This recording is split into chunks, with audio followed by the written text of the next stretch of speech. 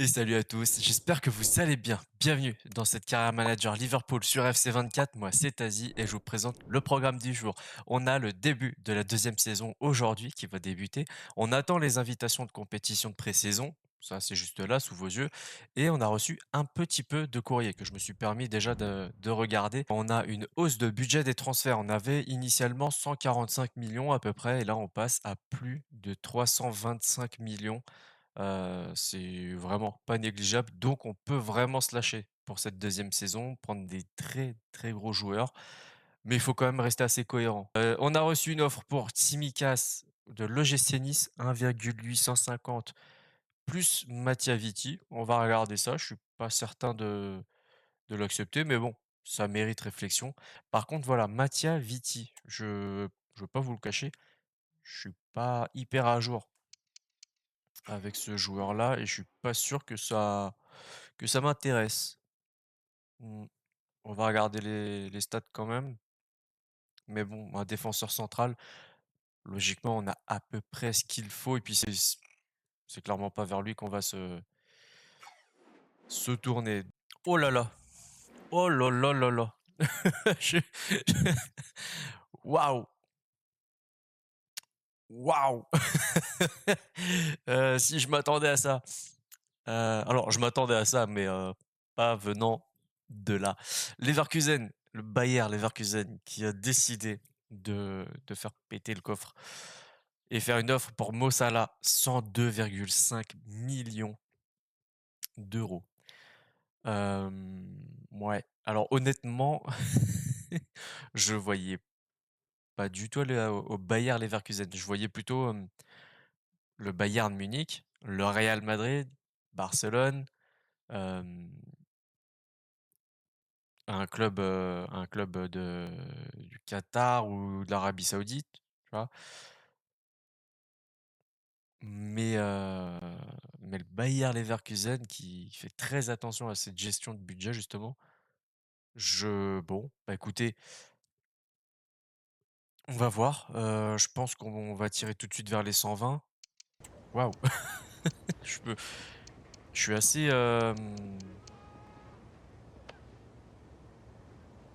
surpris de la provenance de l'offre. Ah ouais, c'est 2 de la revente, non merci, j'en veux pas moi de 2 de la revente. 115 peut-être? Il a 32 ans, faut pas l'oublier, hein. Là, ses performances vont commencer à décroître. Non, ils veulent vraiment rester sur 102,5. Bon, là, vous le voyez pas. Non, vous le verrez pas. La jauge qui est derrière, elle est quasiment complètement en rouge et c'est vraiment leur dernier mot. 100 millions pour un joueur de 32 ans, je suis pas sûr qu'on voit ça tous les jours. C'est sûr que 120 millions, ça aurait été un peu mieux pour nous.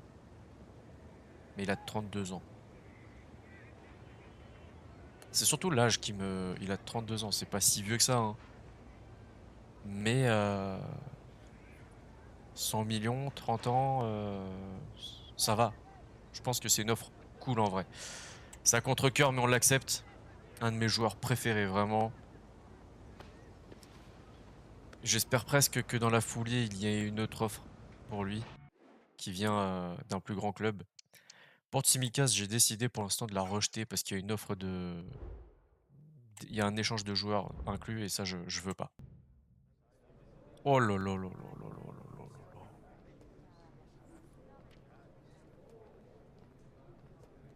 Là, ça me fait mal là.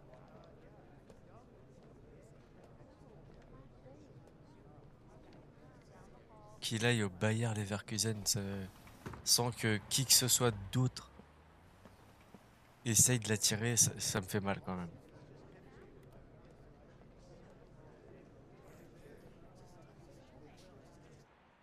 C'est un jour quand même assez important, hein, clairement, qu'on est en train de vivre.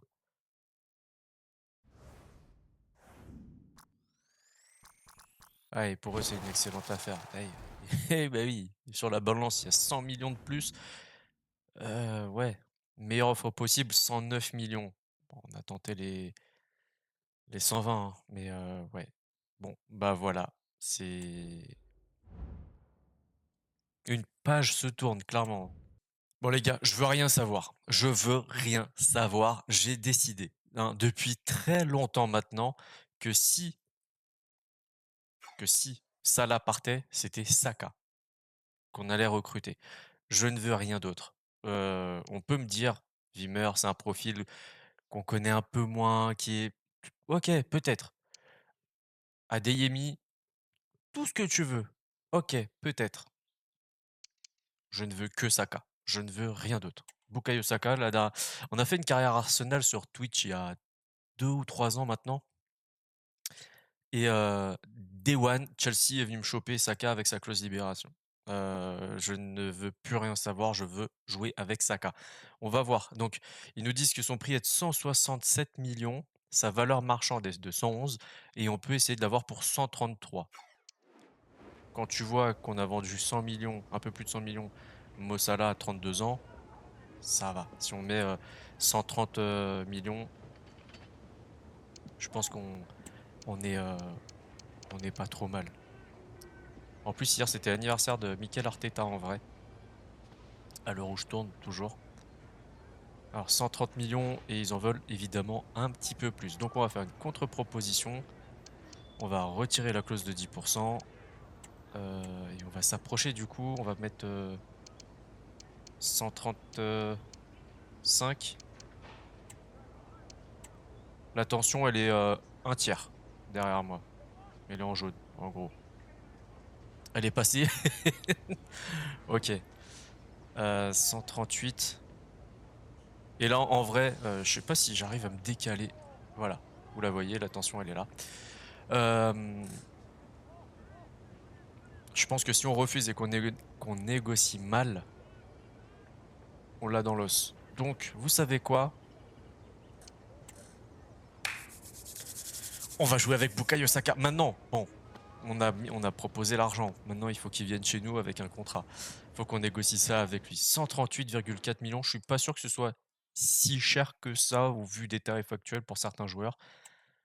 On va négocier directement le contrat avec le joueur et c'est une très très grosse recrue, hein. C'est peut-être la plus grosse de la saison, sachez-le. Alors, il va être décisif, évidemment, hein, il y a aucun doute là-dessus. Il veut signer pour 5 ans et ça me va parfaitement. Quand tu partiras à 27 ans, tu auras peut-être même un ballon d'or avec nous. Aucun problème. Pas de clause. Alors, par contre, j'ai pas fait gaffe au salaire qu'on proposait. J'ai pas fait gaffe au salaire qu'on proposait. Et j'ai en même temps l'impression que c'est pas si...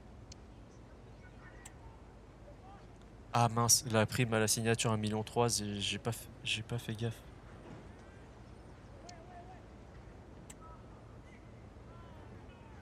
J'ai pas fait gaffe au salaire qu'on proposait à notre effectif. Voilà, arrivée de Bukayo Saka dans le nord de l'Angleterre, du côté de Liverpool. Évidemment, les journalistes, c'est un énorme transfert, hein.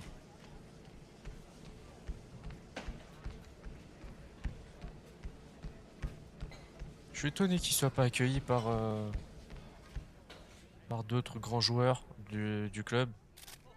Il prend le 11, faudra voir si son numéro est dispo chez nous. Ça va, le rouge, ça lui va pas trop mal déjà à la base. Ça change pas trop. Mais là, il a step up. Ouais, je suis content quand même. Je suis content. Dans la balance, on a mis un peu plus de 30 millions par rapport à la vente de Salah. Donc non, on est bien. On est très très bien.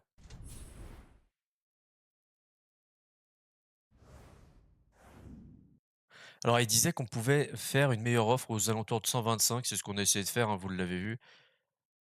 Allez, c'est pas grave. On est très très bien pour l'instant. Et tiens, on va regarder tout de suite dans nos salaires. J'ai peur de... C'est vrai que j'ai pas regardé ça. D'habitude, je le fais tout le temps. Dans les salaires, bon, ça va. Ça va, regardez. Luis Diaz, 165. Alexander Arnold, 140. Il est entre les... Il a un petit peu au-dessus d'Alexander Arnold. Donc en vrai, ça va. On n'est pas trop mal et je crois même que c'est le joueur le plus voilà, le joueur le plus cher de l'effectif, suivi d'Alexander Arnold, donc on est, très cohérent là-dessus. C'est Jota qui prend beaucoup, hein, 180 000. Alisson aussi et Van Dijk 220 000.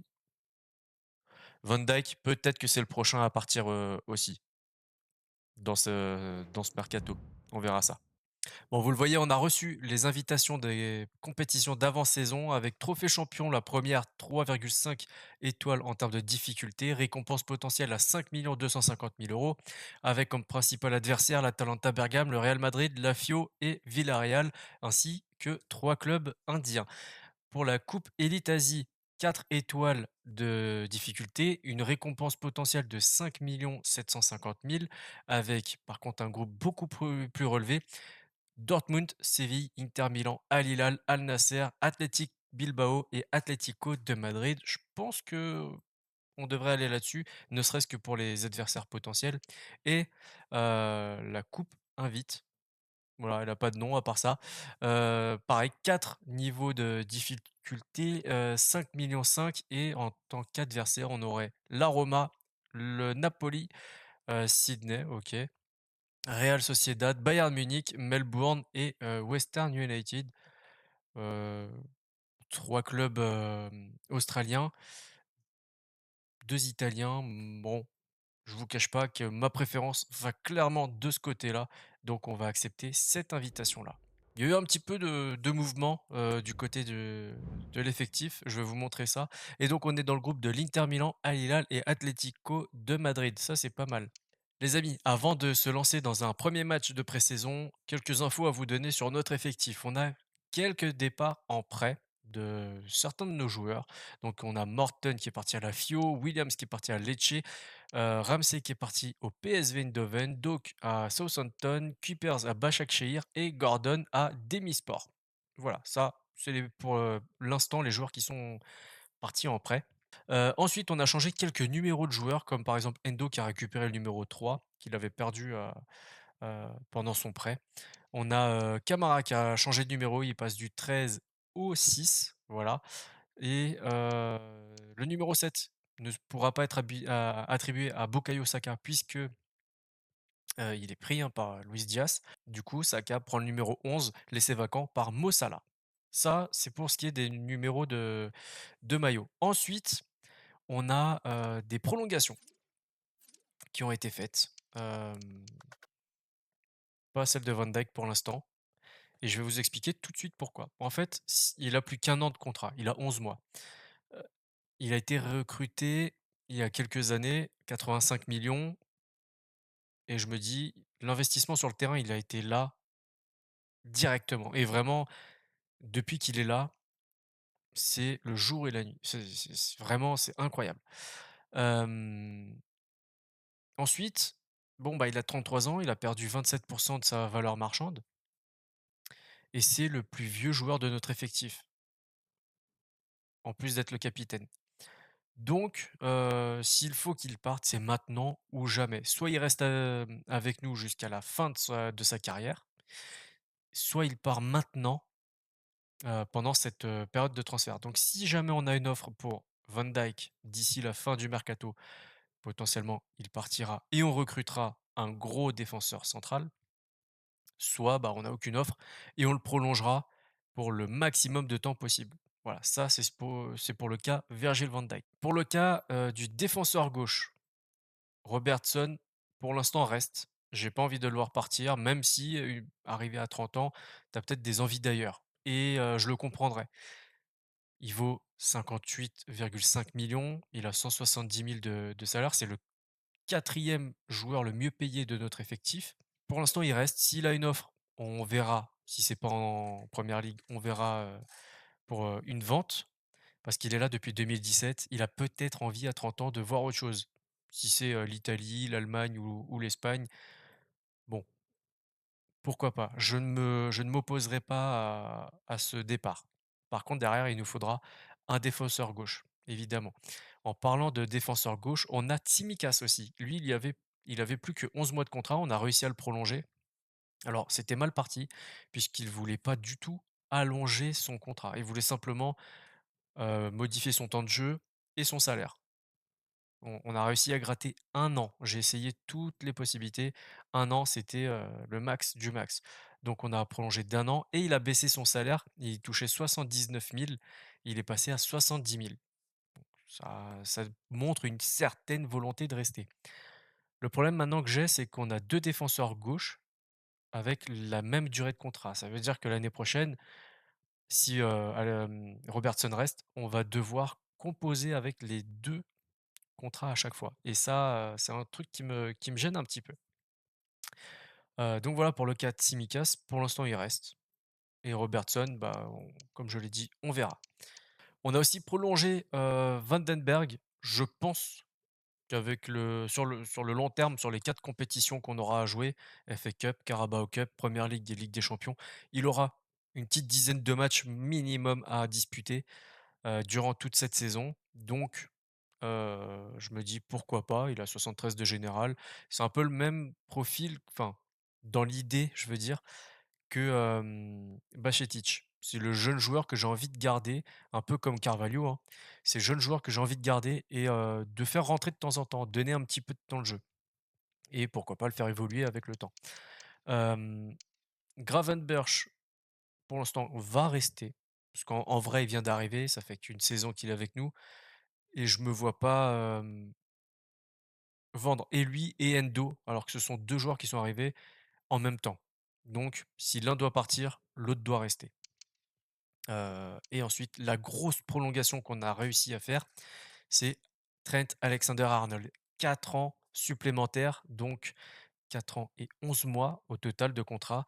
Il a, 180 000 de salaire, c'est lui qui fait partie des mieux payés dans cette équipe avec Alisson et Jota. Tout à l'heure, je vous parlais de Robertson, donc c'est bien le cinquième, mais troisième palier du coup. Et donc voilà, ce qui m'a fait, prolonger Alexander-Arnold, c'est que c'est un joueur du cru. Il est là depuis gamin. Heu, il a que 25 ans. Il peut encore évoluer selon moi et peut-être casser, 27-28 ans, fin de contrat, peut-être un petit peu avant. On aura une offre du Real, du Barça, d'un autre grand club, peu importe. Et à ce moment-là, là, il voudra peut-être partir. Approcher des 27 ans, peut-être que là, il se dira: «Ça y est, j'ai donné énormément de mon temps à Liverpool et de ma vie puisque, bah, c'est eux aussi qui m'ont formé, qui m'ont tout appris. Mais maintenant, s'il y a 1 an ou 2 de mon contrat, je peux faire bénéficier Liverpool d'un gros chèque et partir me faire une expérience à l'étranger, c'est bénéfice pour tout le monde». Voilà pourquoi j'ai prolongé Alexander-Arnold, sachant qu'il a reçu 3 offres. La première à Arsenal, évidemment refusée d'office puisque c'est un concurrent, en Première Ligue. Le deuxième, c'est le PSG. Bah, je vais vous montrer, ça sera plus simple. Hem, le deuxième, c'était le PSG et c'est là où je me suis dit: «J'ai pas envie de le voir partir». Donc, bah, on a refusé, hein, tout simplement et le troisième, c'était au moment de la prolongation, le Napoli et à chaque fois, c'était le même montant puisqu'il était à ce moment-là en fin de contrat, 93,8 millions. Voilà. On a Gravenberch qui a reçu une offre de presque 35 millions de la part de Chelsea. Voilà. On va se plonger dans ce premier match. On va faire le petit rapport, d'avant-match comme d'habitude avec Yacine Bono qui est dans les buts. Après Koulibaly en défense, centrale, SMS et Neves au milieu de terrain. On a Malcolm à droite et Mitrovic en numéro 9. Neymar est sur le banc. Et après, bah, je vous cache pas que je crois pas connaître les autres joueurs. Première compo de cette pré-saison, Correa dans les buts, Inacio et Vandenberg en charnière centrale, Robertson capitaine à gauche, Kadioglu à droite, Bajcetic, Jones et Elliott au milieu de terrain. On l'a vu pas mal de fois la première saison et ça marche pas trop mal, donc on va remettre ça en place. Gakpo à gauche, Bakayoko à droite, Darwin Nunez en numéro 9. Sur le banc, on retrouve Jota, Diaz, Carvalho, Saka, Watts, Camara et Konaté. Allez, on est parti contre Al Hilal. Et je suis curieux de voir ce que ça va donner. On est toujours en mode ultime, hein, je voulais pas préciser, mais ça me semble assez logique, hein. On va pas changer la difficulté en deuxième saison. Et c'est bien Jones qui fait le taf directement. Alors on va lancer Harvey Elliott.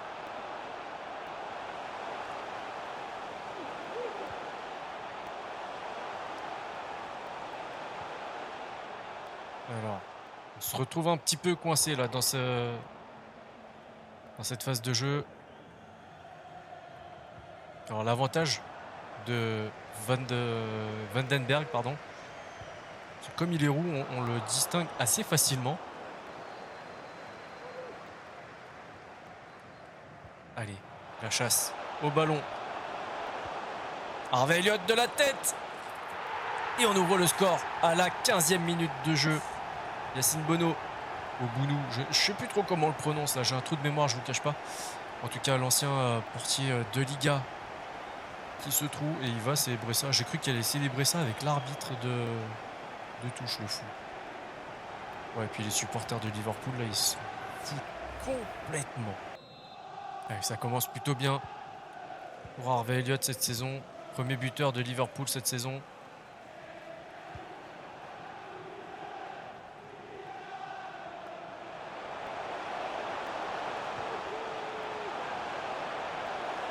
Allez, Vandenberg. Premier match sous les couleurs de Liverpool, sous notre commandement en tout cas. J'ai dit saut tout à l'heure, mais c'est peut-être Saoud finalement en vrai. Ça me paraîtrait un peu plus logique d'ailleurs.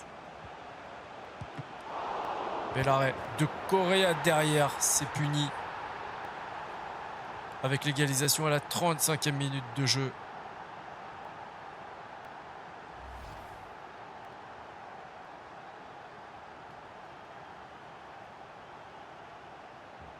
Ah, c'est même bizarre puisque on le voit là. C'était touché par Bajcetic qui était à la base en train de dévier ce ballon, de le dégager. Sauf que derrière, le joueur d'Al Hilal, il la met dans le fond, hein, d'office, hein, tout simplement.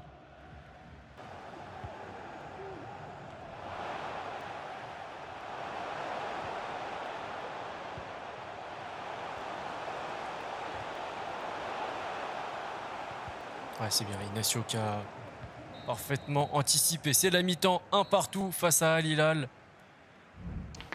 Que dire de ce match, de cette première période en tout cas? Pas grand chose, hein. Un tir contre 4 pour Al Hilal, mine de rien. Ok, 90% de précision de passe contre 80, 75% de précision de tir. On n'a tiré qu'une fois et on a marqué, donc en même temps, c'est assez compliqué d'en tirer des enseignements. Allez, à la mi-temps, on fait tous les changements possibles. Ne reste sur le terrain que Correa, Inacio et Kadioglu. Sinon, tout le reste, c'est parti. On a Carvalho qui est passé à gauche du milieu de terrain, Watts qui est passé à droite, Camara à la place de Bajcetic, Saka qui fait son premier match sous les couleurs des Reds de Liverpool à droite, du coup assez logique, Jota en numéro 9 et Luis Diaz à gauche. Et Robertson aussi qui reste sur le terrain, j'ai oublié de le mentionner. Sinon tous les changements sont effectifs. Donc là il ne faut pas avoir de blessés pour la deuxième période.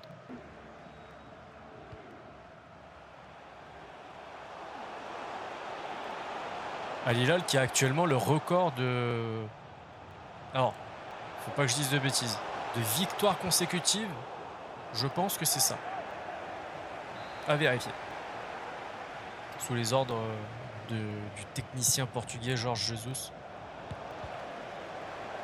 Ancien coach du Benfica, Braga dans l'ordre plutôt. Braga, Benfica, Al Hilal, Flamengo, Sporting. Enfin, il y a eu beaucoup de clubs.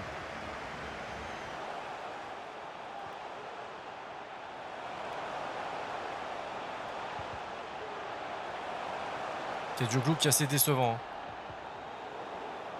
Kadioglu, pour l'instant, c'est vraiment pas le top. Et Neymar qui fait son entrée à 9 minutes de la fin du temps réglementaire.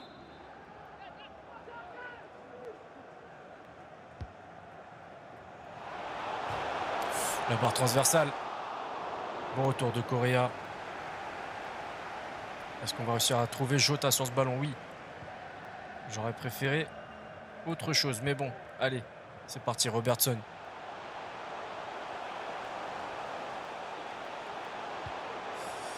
Bon, Saka qui trouve... Ça y est, première fois qu'il touche le ballon, je crois. La première frappe de Saka, c'est complètement dévissé. C'est pas grave, on lui en veut pas. Il faut qu'il s'adapte à sa nouvelle équipe. Ah, ça va être une nouvelle façon de jouer pour lui aussi.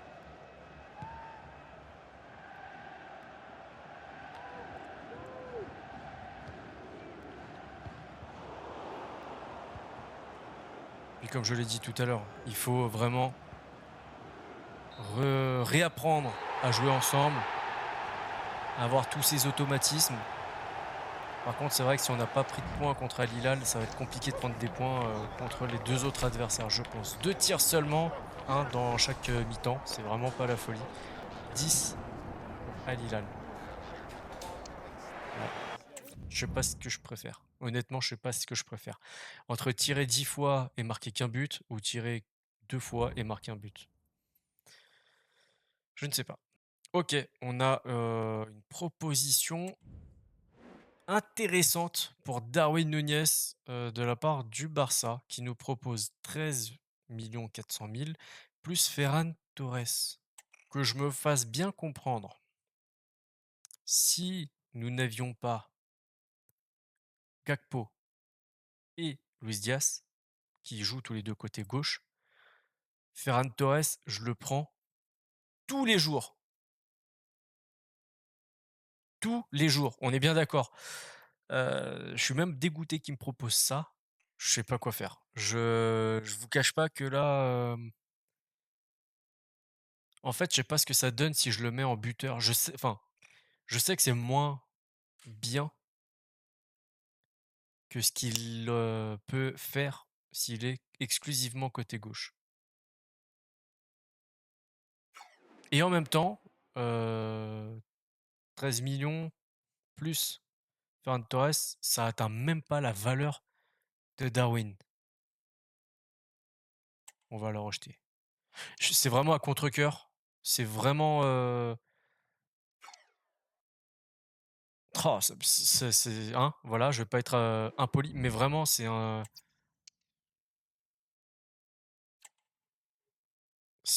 quasiment impossible à refuser.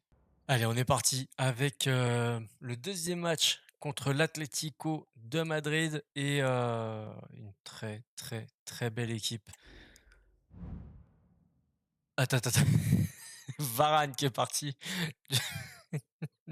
Varane qui est parti du Real pour aller à Manchester United, qui revient à Madrid, mais chez le rival. Ok. C'est c'est c'est ouf. Bon, allez, cette compo en 5-3-2 avec Oblak dans le but, Reinildo, Coates, Varane, Molina, Ravi Galan, Barrios Al-Mouzrati, Miriti qui est parti de la Juve pour aller là au milieu de terrain, Gérard et Griezmann. Jean-Félix sur le banc avec Depay, Lino, Riquelme, Soyuncu, Aspilicueta et Gerbic. Il joue sur les ailes, si tu veux, hein. Pour moi, ça joue surtout en contre-attaque. Ils ont perdu le premier match de la pré-saison et joueur clé offensif, c'est Antoine Griezmann et ça fait très peu de surprises. Allez, de notre côté, on est parti toujours avec un 4-3-3 points de basse. Alisson, Van Dijk, Joe Gomez, Alexander-Arnold, Tsimikas, McAllister, Gravenberch et Szoboszlai. En attaque, Gakpo, Bakayoko et Darwin Núñez. Rien que de prononcer son nom, ça me fait encore tout drôle de repenser à l'offre du Barça. Incroyable. Sur le banc, on a Diogo Jota, Diaz, Elliott, Saka, Jones, Bajcetic et Vandenberg. Tout le monde est un petit peu fatigué. Je vais vous montrer, hein, Robertson, Camara, Watts, Kadioglu, Konaté, Inacio, Carvalho et Correa. Même le gardien est fatigué, c'est vous dire. Et non, le pire, c'est Saka. Il va falloir qu'on trouve le bon dosage avec lui. Allez, on donne le coup d'envoi avec Darwin Núñez. Et si le match contre Al Hilal a été compliqué, celui-là, je pense qu'il ne le sera pas moins.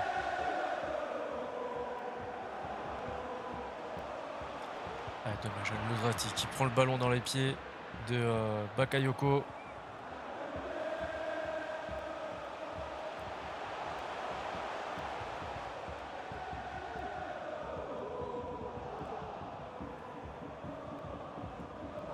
C'est pas mal ça. Allez, Darwin Núñez. L'ouverture du score, 10e minute de jeu. L'Uruguayen qui nous en veut pas d'avoir refusé cette offre du Barça. Et honnêtement, je pense que là, cette saison, dans notre carrière en tout cas, elle va être encore plus impressionnante que la première. Comme souvent en vrai avec Darwin Núñez, la première est souvent assez compliquée. On l'a vu avec Liverpool, hein. Même avec le Benfica quand il y était. Et deuxième saison, un petit peu mieux. Troisième, généralement, c'est là où ça casse. Où ça casse, où il casse les records, pardon. Ok, égalisation du Français Antoine Griezmann. 15e minute de jeu. Inusable ce joueur. Qui a manqué énormément à l'équipe de France contre l'Allemagne et le Chili.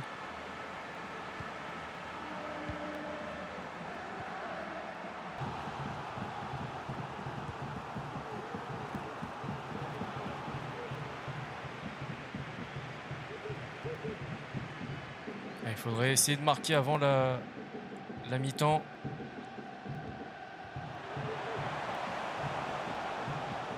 Szoboszlai qui est parti se cacher côté droit. Ça n'a rien donné, malheureusement.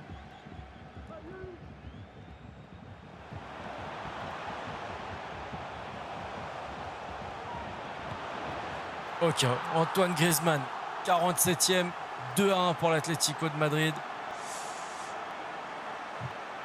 C'est le joueur en forme de cette équipe, clairement. Il faudra essayer de vite revenir en début de seconde période. Sachant qu'en plus là, on a quasiment la grosse équipe. Bon, on va faire 2 changements seulement pour l'instant, avec l'entrée de Saka et Harvey Elliott à la place de Szoboszlai et Bakayoko. Mais j'ai envie de voir l'Argentin aussi un petit peu sur cette deuxième période. Je pense qu'il a ce côté grinta dont on a besoin contre l'Atlético. Et je pense que ce serait une bonne idée pour Saka d'ouvrir son compteur de buts aujourd'hui.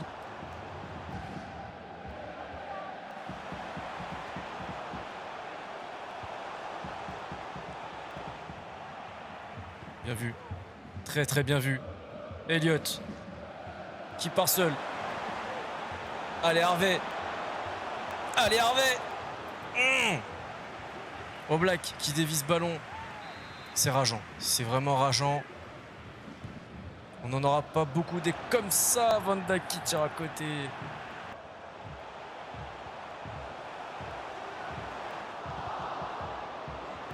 Qu'est-ce qui vient de se passer? Je sais pas, mais je prends 2 secondes pour me poser. McAllister qui va céder sa place à Jones.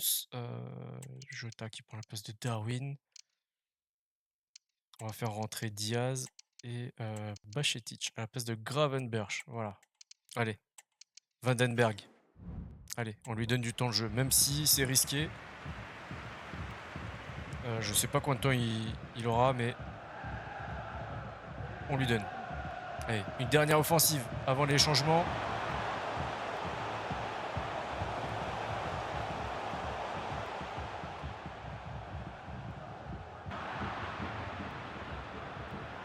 Galan, il fait un match, c'est incroyable.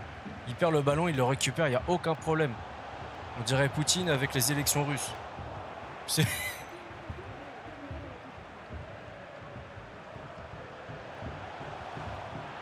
est-ce que les changements vont être faits un jour?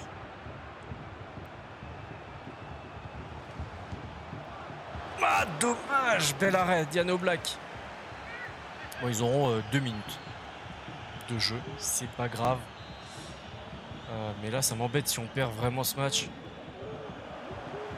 Encore une fois, Oblak.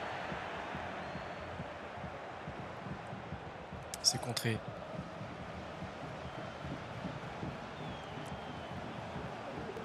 Un centre! Oh là là, mais il est incroyable le gardien!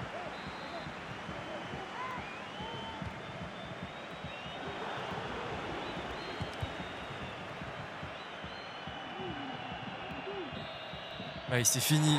Défaite 2-1 contre l'Atlético de Madrid. L'homme du match, de leur côté, faudra pas s'y tromper, hein. Soit Griezmann, soit Oblak, je dirais même. Pourquoi pas Oblak. 54% de possession, 10 tirs contre 4 et 46% de possession pour l'Atlético. Ah ouais? Ok, bon, Griezmann, c'est logique, hein, complètement. Galan, incroyable ce match. Et par contre, voir Oblak que là, je suis vraiment étonné. Ils ont fait 0 changement, sachant qu'ils avaient quand même Félix, Oyuncu, Depay, Aspi, bon, et Jarbic. Bon, bah voilà quoi. Bon, eh bien, même avec une prolongation de contrat de 4 ans, le Bayern vient nous voir avec une drôle de proposition, 61,8 millions plus Serge Gnabry. Pareil, c'est un peu la même chose que Darwin, sauf que là, le poste est essentiel en fait. On a soit Alexander-Arnold, soit Kadioglu. Le delta est trop important pour qu'on se passe d'Alexander-Arnold sans recruter quelqu'un de beaucoup plus fort. Gnabry, ça aurait été avec plaisir, mais bah, on vient de recruter Saka. Donc, bah non en fait, tout simplement. Déjà non parce que je veux pas voir Alexander Arnold partir et non parce qu'on pas Gnabry parce qu'on vient de recruter Saka, logique. Bon, avant le match contre l'Inter, heu, on peut avoir 4 points. Sachant que devant nous, on a qui?